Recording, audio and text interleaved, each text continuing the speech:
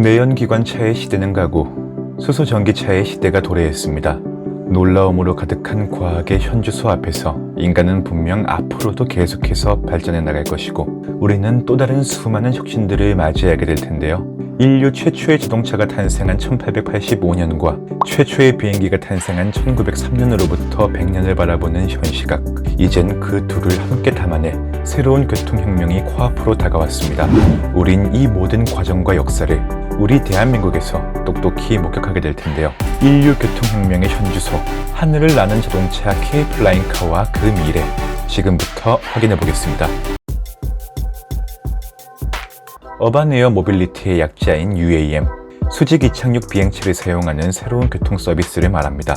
하늘을 나는 이동수단 플라잉카는 이 기상교통의 혼잡을 해결할 수 있는 새로운 대안으로 떠오르고 있는데요. 전기구동 수직 이착륙 소형기체를 활용한 항공이동 서비스를 통해 차량으로 1시간 걸리는 거리를 20분이 채 걸리지 않아 도착할 수 있게 되며 다양한 육상교통수단과 연계함으로써 도시인의 생활은 크게 혁신될 전망이죠. 미국의 투자은행 모건 스탠리는 세계 UAM 시장을 2026년 177조 원, 2040년에는 약 1670조 원에 육박할 것이라는 전망을 제시했고 실제로 자동차 업계는 UAM 부문에서 이미 분주하게 움직이고 있습니다. 토요타는 2017년 UAM 분야의 카티베이터와 조비에이션에 각각 4억 3,400만 원과 4,402억 원을 투자하는가 하면 다임러와 지리 자동차는 독일 항공기 제작업체 볼로콥터에 각각 336억, 674억 원을 투자한 바 있죠. 이러한 시국 속에 K-플라잉카의 현주소는 어떠했을까요? 현대차는 2019년 9월 UAM 사업부를 신설하여 미국 항공우주국 나사 출신의 신재원 사장을 영입했고 우버와의 MOU 체결을 바탕으로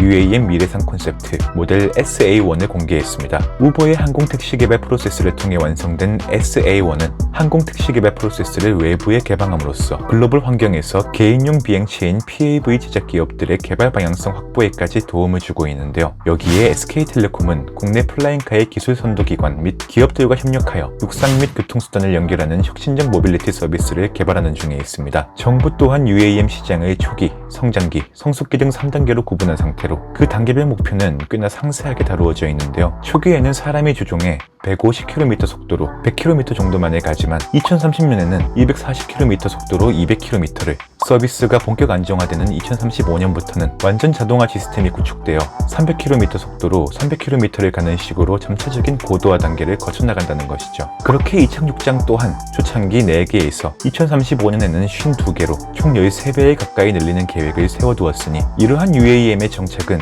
향후 인프라, 기체, 운항 서비스, 항행교통, 플랫폼, 수요, 수용성 등 전 분야를 철저히 준비해 나갈 전망인데요. 이 프로젝트가 가장 높게 평가되는 이유는 장기적으로 수도권을 비롯한 대도시 교통 혼잡에 따른 사회적 비용의 줄임과 동시에 온실가스 배출 없는 친환경 교통수단 정착에까지 기여한다는 겁니다. 국토교통부는 UAM 관련 산업이 2040년 즈음 전 세계적으로 731조 원에 이를 것으로 전망하고 있는 반면 앞서 말한 바와 같이 모건 스탠리는 2040년 1조 4,740억 원에 이를 것으로 바라보고 있는 현 상황에서 우리가 맞이할 새로운 미래는 자명한 상황입니다. 그렇다면 지금부터는 세계 속 플라잉카를 통해 그 미래를 보다 생생하게 엿볼 텐데요. 때는 작년 10월 28일 슬로바키아의 공항 활주로에서는 도로 차량에서 3분의 1채 걸리지 않아 항공기로 변신하는 모습이 미디어를 통해 다루어진 바 있습니다. 바로 저렴한 비행 자동차 생산을 목표로 도전해온 클라임 비전사의 에어카의 모습인데요. 인상적인 날개 및 꼬리 전개 방식과 메커니즘을 보이는 이 플라잉카는 레저 및 자율주행과 여행에 유용하며 상업용 택시 서비스 진출이 예정된 듀얼 모드 변신 차량이라고 자신을 소개했습니다. 운전 모드에서 비행 모드로의 변환 과정은 단 한 번의 버튼 클릭으로 이루어지는데요. 클라임 비전의 영상 시작 부분을 살펴보면 피에스타니 공항의 활주로를 주행하는 에어카의 모습이 보입니다. 이후 2개의 날개가 차에서 튀어나와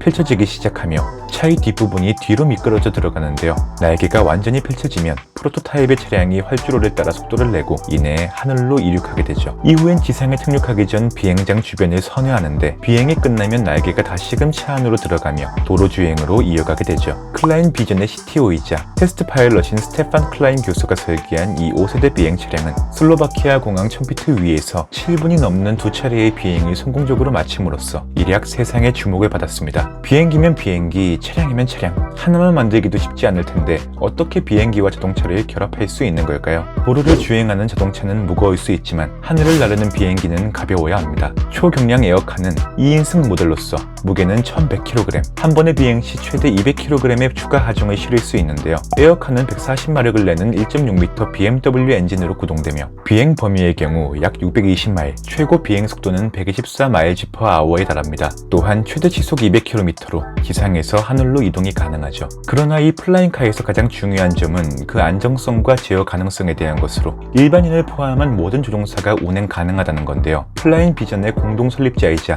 투자자인 파일럿 안톤 자작은 말했습니다. 에어카를 사용하면 공항까지 보안상의 점검 절차 없이도 도착할 수 있습니다. 또한 에어카는 골프 코스, 사무실, 쇼핑몰 또는 호텔까지 운전하여 일반 주차 공간에도 주차할 수 있다는 장점이 있죠. 개발 시작 후 18개월 만에 첫 비행을 성공한 클라인 비전의 에어카는 지난 12월 유럽 항공안정청 EASA의 규정 테스트를 통과한 후 본격적인 생산을 앞두고 있습니다.